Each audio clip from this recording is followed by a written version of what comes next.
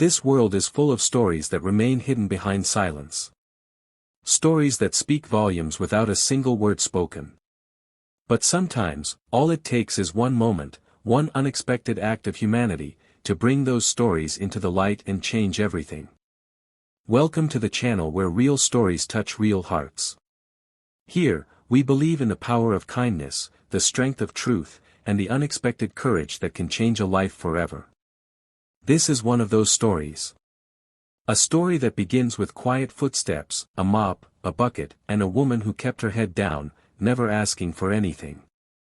No one knew her name. No one bothered to ask.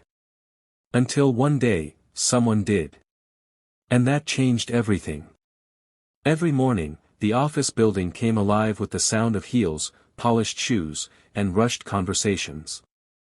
Laptops opened. Coffee machines buzzed. Deadlines loomed. But before any of that, before even the earliest employees arrived, she was already there. Maria. A cleaner in her mid-50s with tired eyes, rough hands, and a silence that clung to her like a second skin. She worked faster than anyone noticed, quietly mopping the marble floors, dusting the corners no one cared about, emptying the trash bins of those who never said thank you. No one saw her bruises. They were hidden behind long sleeves, under layers of modest clothing, and buried beneath years of endurance. They weren't just on her skin, they were in her posture, in the way she avoided eye contact, in how she flinched at sudden movements. To everyone else, she was invisible. Just another cleaner. Until he noticed. Michael Carter, the CEO of the company, was known for his brilliance, his sharp business mind, and his ability to turn any company into a multi-million-dollar success. He wasn't known for being particularly warm. In fact, most people were intimidated by him. He wasn't cruel, just distant, focused, always in control. But one rainy morning, something changed. Michael had arrived earlier than usual. The storm had made it impossible to sleep. He thought getting to work before everyone else would help clear his mind. As he entered the building, the lobby lights were still dim, and the silence was almost eerie. That's when he saw her. Maria. She didn't hear him come in. She was on her knees, scrubbing the base of the elevator door with trembling hands. She paused to rub her wrist, wincing slightly. Something about the motion caught his eye. He didn't say anything at first. He just watched.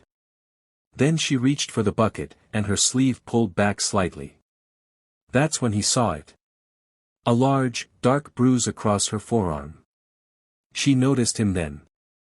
Startled, she scrambled to her feet, almost slipping in the process. "I'm sorry, sir, I didn't see you. I'll get out of your way."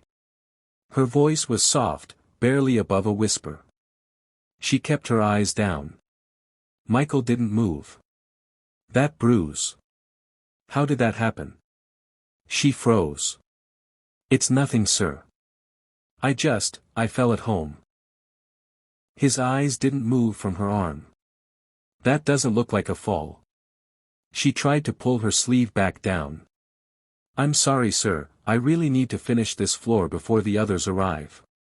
She turned to leave, but he stopped her. "Wait." She paused. "What's your name?" She blinked. "My name?" "Yes. Your name." "Maria. Maria Alvarez." "And how long have you worked here, Maria?" "Almost 6 years, sir." He looked around. The floor sparkled. The air smelled clean. Not a single wastebasket was full. "You do all this by yourself?" "Yes, sir." "Why haven't I seen you before?" "I come early. Before everyone. I don't like to be in the way." He didn't respond immediately. Then he said, "Come with me." She looked startled. "Sir. Please. Just come." She followed him, confused and frightened. Not sure if she was in trouble. Not sure what was happening. He took her to the executive lounge. A place she had never dared to enter before. He told her to sit. She hesitated, then slowly sat on the edge of the couch. He poured her a cup of tea. "Take this. You look cold." She took the cup, her hands shaking slightly. "I noticed your bruise, Maria. And I don't believe you just fell." She was silent. "Look, I'm not here to pry. But I want you to know something. You are not invisible. Not anymore." Her eyes filled with tears, but she looked away quickly, blinking them back. "Thank you, sir. But I'm okay." "Are you?" "Yes. I have work to do." Michael leaned forward. "Maria, no one should have to live in fear.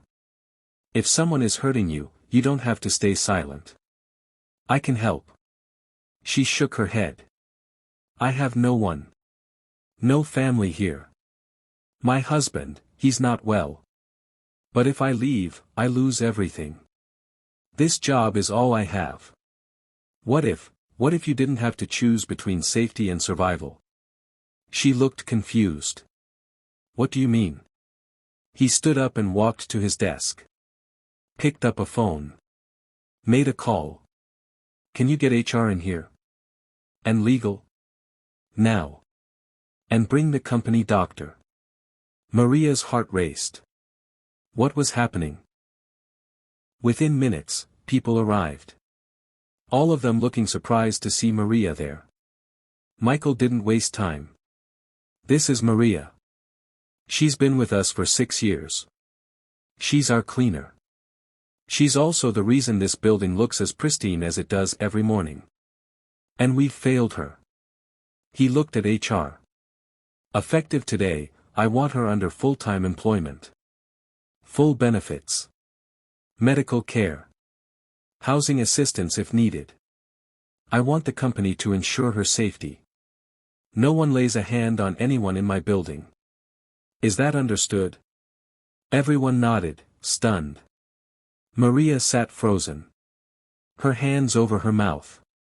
She couldn't speak. Michael turned to her. "You don't owe me anything, Maria. But I want you to know, we see you now. You matter." Tears rolled down her cheeks. "Thank you," she whispered. From that day forward, everything changed.